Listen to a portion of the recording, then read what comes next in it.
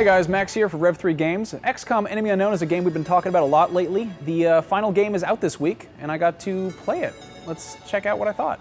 With XCOM Enemy Unknown, Firaxis Games set out to revitalize the classic turn-based strategy franchise that began way back in 1994 with UFO Enemy Unknown, a franchise with which I'm completely unfamiliar in a genre that's never particularly held my interest. As one of the most tactless and disorganized people I know, I'm kind of a hard sell for tactical strategy, and the term turn-based is an immediate turn-off. That being said, XCOM Enemy Unknown's M-rated Buzz Lightyear aesthetic immediately caught my attention, and I was eager to sink my teeth into the full experience. XCOM Enemy Unknown has one of the most traditional video game premises around, alien invasion. You, the player, take the role of a commander of XCOM, an international paramilitary organization devoted to ridding the Earth of the extraterrestrial menace.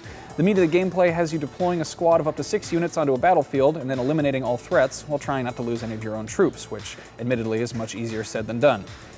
Thanks to the fog of war, you have no idea where those aliens are, unless they move into the line of sight of one of your squad members. Even better, you have no idea how many enemies you're up against. Get it? It's enemy unknown. Positive enemy contact. Each turn, you move your units around the map one by one to find the hiding aliens. Each unit has a number of options for what to do during a turn, whether it's simple stuff like moving and shooting an alien, or more advanced stuff like turning invisible, climbing up the side of a building with a grappling hook, pinning down an enemy under suppressing fire, or using psychic powers. When your turn is over, the computer moves the aliens, which is quite unsettling if you can't actually see them. There's something out there. The levels themselves add a whole layer of complexity to the combat. The environments are fully destructible, and it's amazing how quickly a destroyed wall can turn the tide of battle, or how stupid you'll feel when a car explodes and kills some of your guys. The missions themselves aren't just strictly kill the bad guys scenarios either. You'll be asked to escort hostages to safety, rescue civilians, defuse bombs, and enter downed spacecraft to capture specific types of aliens.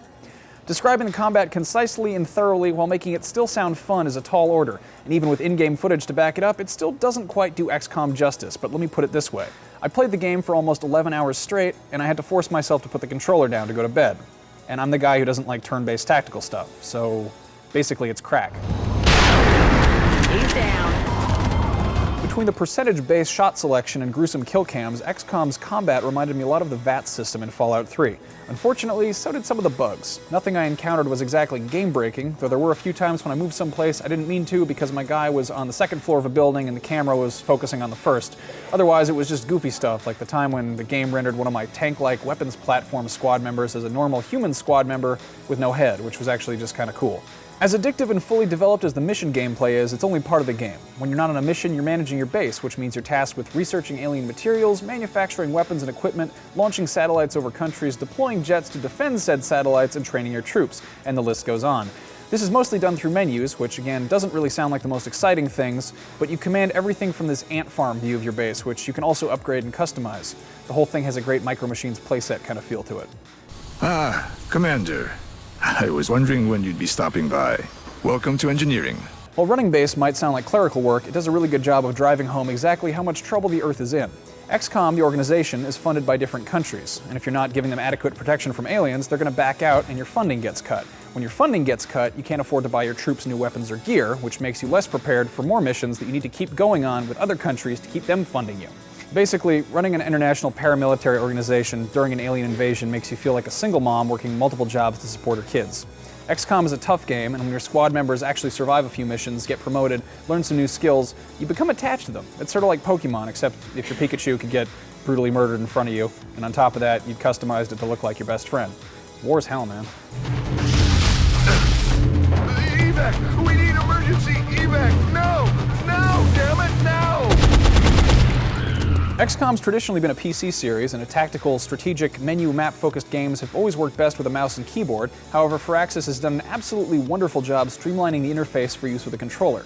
Die-hard PC gamers, worry not, it's still fine with a mouse and keyboard, but now the console kiddies can join the fun. What's kind of mind-blowing about XCOM is that it's actually possible to lose the game. I don't mean like you die and have to reload the checkpoint, I mean if you're not good enough at running the XCOM organization, the world ends. It's a foreign concept in this day of quick saves and hand-holding, but Firaxis has by no means forgotten XCOM's hardcore reputation, and this is a game that will make you stress, rage, curse, but keep coming back for more. Every decision matters in the game, and you'll soon learn that you can't save everyone. In addition to easy and classic, there's also impossible, as well as the option to turn on Iron Man mode, which makes the game save after every action you take, and you can't reload old saves if you screw up. XCOM Enemy Unknown is a game that's meant to be replayed. It's a huge game with tons of levels and the missions are randomized, giving it a roguelike feel. And if that wasn't enough, Firaxis has added online multiplayer, which just quite simply puts two players against each other in a basic deathmatch with a fixed budget to outfit their squad, and one major twist. You can play as the aliens too. It'd be easy to say the weakest part of XCOM is its story. Aliens are invading, you need to save the Earth, yada yada yada, but considering how customizable and randomized the game is, it does a remarkable job incorporating any kind of plot. XCOM knows it's an alien invasion B-movie, and it's even a bit tongue-in-cheek about it from time to time, but it doesn't try to upstage the gameplay by hamming it up too much or by getting too dramatic. In spite of all the nice things I have to say about Enemy Unknown, it's not a game for everyone, but it is way more fun than it looks. If you're still skeptical, please rent it or try the demo, because overall I think Firaxis has done a fantastic job, and if you think it looks cool, you should trust your gut and spend the $60, because, well, XCOM Enemy Unknown is one of the best games of the year. Central, this is Voodoo 37. We have a confirmed kill on Bogey 001. I repeat, the UFO is down. If you guys have any questions, be sure to leave them in the comments below or tweet them to me on Twitter. I'm Max Scoville. We are Rev3 Games on there. And speaking of Rev3 Games, you should check out the rest of our coverage. We've got a great video comparing the PC and console versions of XCOM, as well as a fun thing where we got everyone in the office to pretend they were in the game. Anyway, I'm Max Scoville. I'll see you guys around.